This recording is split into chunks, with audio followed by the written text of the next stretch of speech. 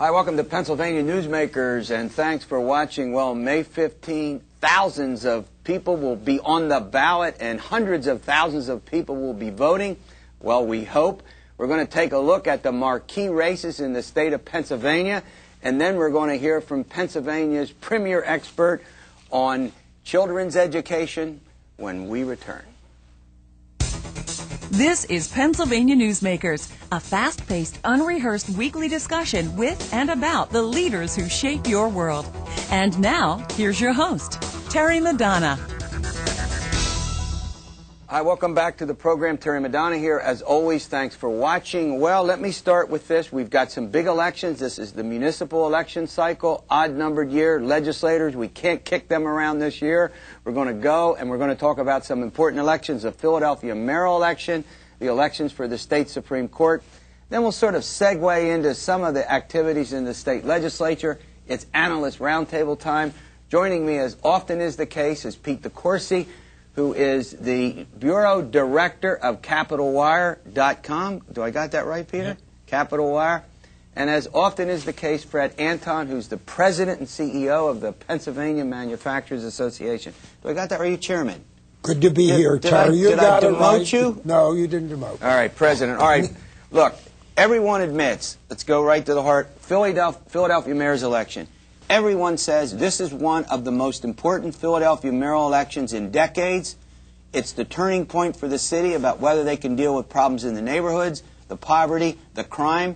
This, Fred Anton, how important is this election? You live in that city. How important is it? It's terribly important. And my good friend Ed Rendell, the impact that he had on that city during 8 years as mayor. Now, that momentum has been lost with John Street. While John Street is a principled individual in my judgment, and I know him well, he really hasn't been able to continue the momentum that Ed Rendell had. And I think I have some questions about some of the 5 candidates we have, but it seems one who I find to be extremely principled, and that is Michael Nutter, is gaining in the polls, and he would be near the top of my list of Democrats to be mayor of Philadelphia. Right, well, if you get a Republican, let me know, because you haven't had one since, what, 1951. You almost had Sam Katz. Well, as you know, Sam Katz, who I supported in 1991 and 1999, has changed his registration to independent. And as you also know, Terry, there is some possibility that another candidate could be substituted for Al Taubenberg, including one of the losing Democrats in the Democratic primary. All right, Peter, assess this race as you see it. You're a Philadelphia boy too, right? Grew up in Philadelphia, born and bred. All right, assess this race. First of all, do you agree it's important, and handicap it? It's very important, and I'm going to hurt Fred's feelings for the first time today by saying whoever wins the Democratic primary is almost 99.99% going to be the next mayor of Philadelphia. Okay. That has been the pattern for 56 years. It's going to stay. So right now, to use the Keystone poll produced by Terry Madonna, Mike Nutter is at 31%. Tom Knox, Mike Nutter is a councilman who has been a reformer, who brought the Police Advisory Board to look into police misconduct, the anti-smoking, the smoking ban, and the ethics and campaign finance laws, all things that were not supposed to pass, and all things that passed, basically because Nutter showed very fine legislative skill in passing them. Nutter is the closest thing we have now as a legislative craftsman, and in no other way, to John Street, who was also before he became the current mayor, was a master of passing tough things. Usually with Ed Rendell's help. And he's also attacked City Hall. I mean, of all the candidates, Michael Nutter, he's gone after City Hall and the pay-to-play culture in that city. He was the one who wrote this new campaign finance law. That's right. He was the one who has gone after mayors for years. Even when Ed Rendell fought Mike Nutter and lost on the Police Accountability Board. Then you have Congressman Bob Brady and Congressman Chaka Fattah. Then you have Dwight Evans, and you have businessman Tom Knox. Tom Knox was way ahead for the first couple months of the election because he spent $7 million, and nobody else spent more than 1 or 2. Fred, let me go to you. It seems of late that there's this Nutter surge is connected to two things. One is television commercials, which not arguably are excellent, but then also there's been a congealing within the business community in the city of Philadelphia. At least that's what I hear from the folks that I've chatted with behind Nutter. What do you know about that? I don't know anything specific about it, but I'm not surprised because of the qualifications that Pete has indicated. Right. I just think and the tax cutting stuff, Fred. You want to talk about that? And the what? Tax cutting. Tax cutting stuff. He was the head of the tax reform commission. Interested in cutting taxes and stuff. But I'm even more impressed by his aggressiveness in the gun area and in the stop and frisk and some of the stop other and policies. frisk. In other words, pushing perhaps the limits of the law a little bit, but maybe it's appropriate in view of that's one of the major issues. Let me make this point. Fred's on to something. Crime is the overwhelming, is the dominant issue, and of all the candidates, I think Nutter has shown much more decisiveness about what he wants to do about crime. No question, but it's also opened an Achilles heel for him. Yes. Because stop and frisk is a dirty word in the black community, and right now, as your poll shows, Nutter is leading both among white and black voters in your poll. And among white voters, the stop and frisk, which is that policemen, unlike the current law and current state of the Constitution, would have an extra power to decide someone was suspicious and frisk them. And that is anathema in the black community.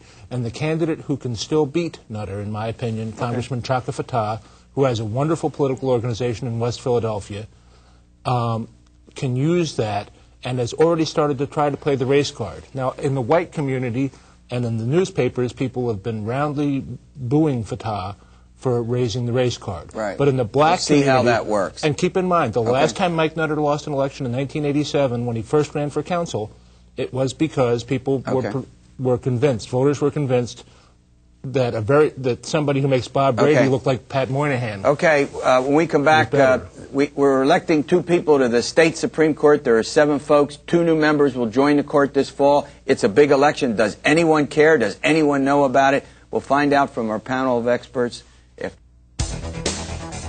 This broadcast of Pennsylvania Newsmakers is presented by the Pennsylvania Chamber of Business and Industry, the statewide voice of business. This broadcast of Pennsylvania Newsmakers is presented by Pennsylvania Medical Society. Doctors and patients, preserve the relationship. And by the Pennsylvania Manufacturers Association. Business in Pennsylvania is our business. Welcome back to the program. Pennsylvania Newsmakers, Terry Madonna here. May 15th, Election Day. Get out and vote. Fred Anton and Pete DeCoursey are 2 analysts doing a roundtable. Philadelphia mayor's election, it's over, at least on this program. Fred Anton, state Supreme Court races, 2 seats open, 4 Democrats, 2 Republicans. How important is this race? Well, it's very important, and let me talk about the Republican primary because I'm a Republican, and I've spent more time on that. Race. Of course, we've got the 2 candidates that are endorsed by the Republican State Committee are Maureen Lolly Green from Western Pennsylvania, and Michael Cransard from Montgomery County. And the 3rd candidate, Paul Panapinto, a well-known and very gregarious judge from Philadelphia. And spending a lot of money. Spending a lot of money and has the #1 ballot position. And this week was at the Republican pre-election dinner, and everybody had a sign on that said Panapinto.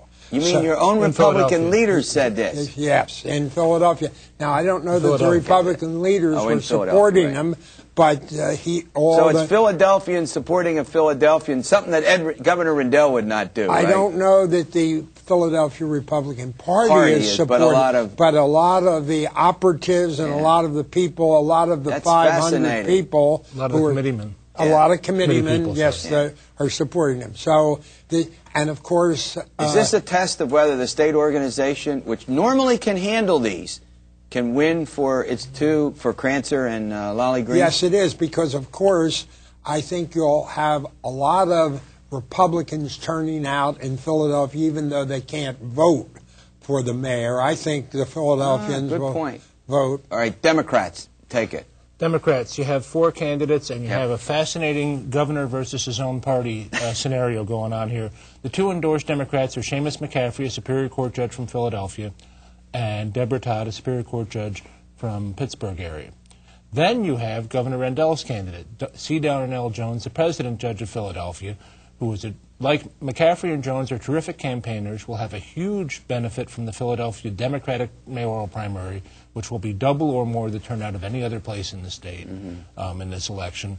And right now, that could help. By the way, that could help Penapinto, right? No, they can't vote. Only Republicans. Only Republicans, but that's true. But it still may spur some turnout. Go ahead. It may spur some turnout just from people feeling being more aware that there's an election. Right. But what will happen, and right now what the insiders are saying in both areas, is that traditionally women candidates from the West, Deborah Todd for the Democrats, Maureen Lally-Green for the Republicans, do very well in these elections.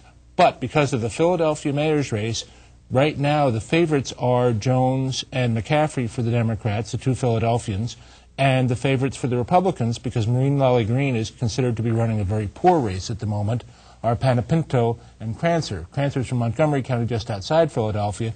And right now, you could end up without the 2 folks who do best to the fall. Do you agree with that last analysis? I mean, you agree with him about the Republican side? Is this going to be a tough thing for the Republicans to hold on to both those endorsements? Yes, I think it is. I think Panapinto, with the #1 ballot position, might. Could he beat Lally-Green, or do you think he beats Crancer? I don't know. All right. There you have it. All right. When we come back, we're going to go to a quick break. When we come back, we're going to talk about Governor Rendell's had some problems getting 2 of his very important cabinet officers confirmed. That was done this past week. But is that all over? We'll find out from our analysts when we return. This broadcast of Pennsylvania Newsmakers is presented by the Pennsylvania Credit Union Association, Pennsylvania Credit Unions, where people are worth more than money. And by the Energy Association of Pennsylvania, Pennsylvania's energy information source. This broadcast of Pennsylvania Newsmakers is presented by the State System of Higher Education, 14 state-owned universities. The state system is the largest provider of higher education in Pennsylvania. And by the Hospital and Health System Association of Pennsylvania, working towards a healthy Pennsylvania.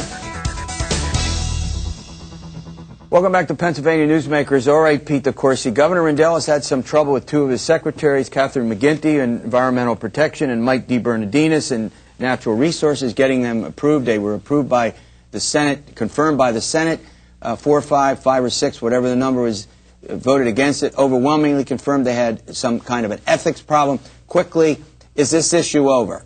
No. Basically, both of them, their departments gave grants to organizations that were connected with their spouses. Rendell said this was no big deal. It was chicken stuff. It was at most a technical violation. The Ethics Commission came back and said if it was repeated in the future, then it would be a violation of the state ethics law. Now, Republican senators are telling us that somebody, not them, but somebody, is going to take this to the Ethics Commission to look at their past conduct, not if it repeats in the future, but whether it was a violation in the past. So there is a ticking time bomb under the Rendell administration on this, because the thing that kills second-term administrations is the perception that they're not ethical. We're going to have Governor Rendell on the program next week. I'm going to ask him what he thinks about all this. Fred Anton, were these do you think that the Republicans that had control over this confirmation should have confirmed these 2? No. I think that they should not have confirmed Kathy McGinty. And I think this was a perfect opportunity for Joe Scarnati and Pileggi to show the 2 new Republican leaders to support Mary Jo White and other members of the caucus that have felt that Kathy McGinty has not been completely above board in the way she's pushed in various environmental programs and so forth. And I think it was very bad leadership that 4 Republicans and 2 Democrats, even 2 Democrats joined the 4 Republicans. There was plenty of justification for rejecting her, both on the substance of her record as an environmental secretary and for ethical reasons, and I'm disappointed. Okay, I'll ask Governor Rendell when he's on next week what he thinks about that. I think we've had Kate McGinty on. I don't think we've had Dee Bernardinis on the program, but at any rate, as always, great update. All right, when we return, we have, I think, Pennsylvania's leading advocate for the funding for programs for kids, particularly pre-K programs. We're going to get into that subject. It's an important one. Stay with us. We'll see you after this break. This broadcast of Pennsylvania Newsmakers is presented by Highmark Blue Shield, changing the way health plans work for business with a variety of plan options for employers and more choices for employees. Information is available at highmark.com. Have a greater hand in your company's health. And by the Pennsylvania Healthcare Association, the future of long-term care.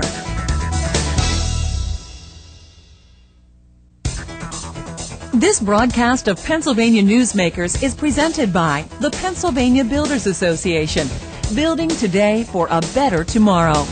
And by the Pennsylvania Cyber Charter School, bringing educational innovation and freedom to the children of Pennsylvania. Hi, welcome back to the program. I know it's pre-K, it's early childhood. I got that. Well, joining me is Joan Benso. She's president of the Pennsylvania Partnership for Children. I think she's Pennsylvania's preeminent expert on early childhood funding. She fights for the funding of early childhood programs. Joan, welcome. Thank you, Terry. I'm sorry, it took me a while, but I was stumbling over whatever I was stumbling over. All right, look, before we get into the money business, let's talk about what we know about the importance of pre-K education, what it means later in life for kids. Absolutely. Most simply put, pre-kindergarten, high-quality pre-kindergarten programs that meet strong research standards, such as being proposed in Pre-K Counts, the governor's proposal, help kids get ready for school and successful when they get there. Every dollar we spend in a high-quality pre-kindergarten program, we will save $17 in later government expenditures in special education, remedial education, crime, welfare costs, adult dependency on the welfare system, and ongoing. And that's what's led people like the Federal Reserve Bank to suggest that pre-K is the best investment you could make in public expenditures. Right. Lay out, I mean, it seems pretty simple to me. I mean, it's like anything else. It's like health care. If you put money in prevention, you're going to save money at the back end. If you put money with kids and with reading, I mean, as a professor, they learn how to read, they learn how to compute, they get the like education. We're going to save ourselves a lot. I mean, am I missing something here? No, actually, I think, unfortunately, sometimes policymakers are missing something. The truth of the matter is there's 40 years of evaluation literature on this investment, and other states in the country. You'll recall, Terry, a few years ago, we were fighting for Pennsylvania's first investment in pre-kindergarten, and Pennsylvania then had the dubious distinction of being one of only a handful of states left in the country that didn't fund pre-K. Now we're at the bottom of the heap. Right. Let's talk about Governor Rendell's recommendation. Sure. Go ahead. So the governor has proposed a $75 million line item to create a program called Pre-K Counts. What Pre-K Counts will do is follow those rich and rigorous research-based standards. Any provider who wants to apply, who's a child care center, a private nursery school, a school district, a Head Start grantee, who's focused on serving children at risk of educational failure, 3 reasons: they live in a low-income family, they're disabled, or they're culturally isolated. So they're living in a household English isn't the primary language. They indeed potentially are being read to, but not in the language they need to be read to become reading ready. Let me ask you this question. We have this big debate here all the time about urban versus rural, and I think what we now know is that you can be culturally, educationally disadvantaged regardless of you could have it in suburban schools, but these grants would be applicable as well to the rural schools, which often get, I think you would admit, get sort of lost in this big debate between the urban and suburban schools. Well, is that right? one of the interesting things, first of all, it's important to realize that 1 in 3 kids in Pennsylvania, in rural Pennsylvania, lives in a low-income family. Right. This is not just a conundrum that we face in Allentown, in Philadelphia, and Harrisburg, and Scranton. The fastest part of growing poverty in Pennsylvania for the last decade has been white and has been in our rural communities. And people fail to realize that quite regularly. Interestingly enough, and very controversial in the eyes of the legislature, the administration has already started the process to apply for this program because they want it to become live by next September. They have applicants from 61 of 67 counties. Wow. Well over 200 school districts involved. But how controversial is this? I mean, I don't hear just in my conversations with folks a lot of criticism of it so much as it's just is it the money or the programs themselves? Well, I think the truth of the matter is we're in a very different position than we were 4 years ago. Yeah. 4 years ago, I was spending a lot of time in the Capitol convincing people that this made sense. Is it a Everybody good idea? says it makes sense now. And so it is a matter of the money. But, Terry, I've been in this town, like you, for a long time, and we've all seen budgets pass, and in the end of the day, there will be more money spent, there will be more programs funded, and our goal is for this to be one of them. So you want this $75 million. Now, take me back a couple of years ago when we were chatting about some of the governor's other programs, these grant programs. Didn't some of that the earlier money go into some early childhood education? Absolutely. The governor's done a couple of really important things for early childhood education. First of all, he's done, and his leadership, his staff, have done remarkable work to enhance the quality and the capacity of our child care system, and have invested significant resources to make programs more available to low-income families, and also have improved the quality of child care through a program called Keystone Stars that impacts all families. Right. In the 2003 budget, we also passed the state's first appropriation for pre-K, which went to Head Start. That's exactly right. Go ahead. And so now in Pennsylvania, we spend $40 million of state money to augment the federal Head Start program. But it's important for people to realize that Head Start is only available to the lowest income children in America. That's a child living in a family of 4 that makes about $19,000 a year. Now, just to repeat, the $75 million would go according to those 3 criteria? Exactly. Say those again. So children who live in low-income families, but that low-income parameter goes higher up than Head Start. Children who are disabled, or children who are culturally isolated. So any one of those providers, a school district or a private community provider, will apply through a competitive bid process. And if they're targeting those kids, they can serve them. Hey, great update. We'll find out what happens when the legislature gets down to the budget. Thanks for watching the Pennsylvania Newsmakers. We'll see you next week, and as always, stay well.